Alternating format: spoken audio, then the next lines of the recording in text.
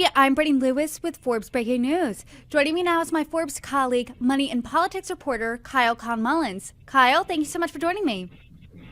Always great to be here, Brittany. Thanks for having me. The RNC has kicked off this week, and arguably the biggest news to come out of Milwaukee is that former President Donald Trump, now the Republican nominee, officially selected his running mate. That person is Senator J.D. Vance of Ohio.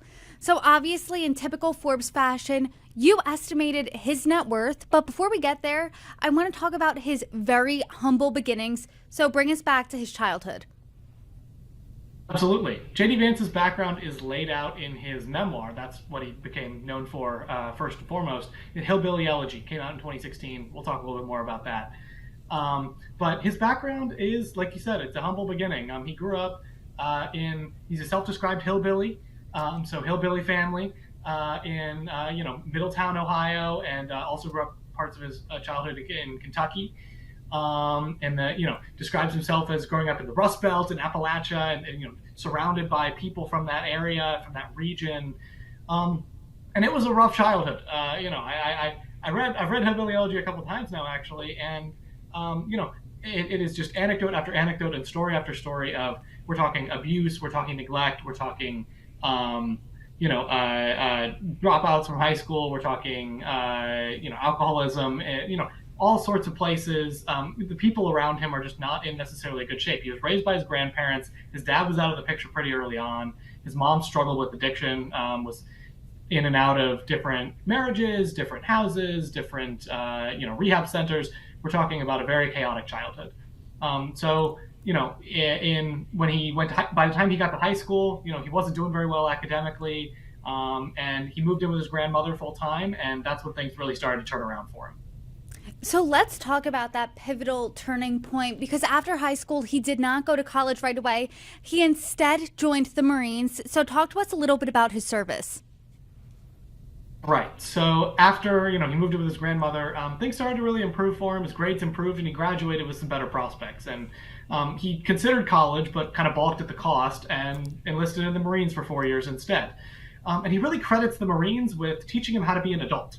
He says that they, in addition to serving in Iraq, which is obviously going to be a major factor in anyone's life, he also, he says he was taught how to balance a checkbook and how to invest his money and save his money.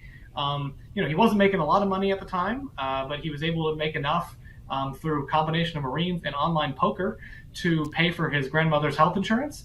And by the time he was out of his 4 years of service, where he never really saw active combat, he did public affairs roles for the most part. But by the time he was out of his 4 years of service, he said he was in a totally different spot in life. So in that totally different spot in life, he then turned to college. So talk to us about his college career and eventual going into law school. Absolutely. So he ended up going to the Ohio State University. I know it's important to say the Ohio State University. That's my understanding there. And he was working multiple jobs while he was there. He was there on the GI Bill that was helping him pay for it, so he didn't incur too much debt.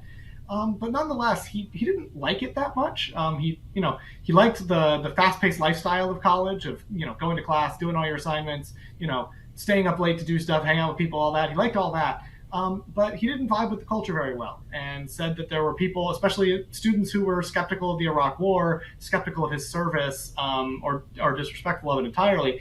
So he resolved. He graduated in 2 years, took a bunch of extra classes, wanted to get out of there as quickly as possible. And then he went to Yale Law School. That was really his first interaction with the upper echelon, the elites of American society. And when he goes to Yale Law School, it's a huge, splash of water in the face, right? Totally different environment for him.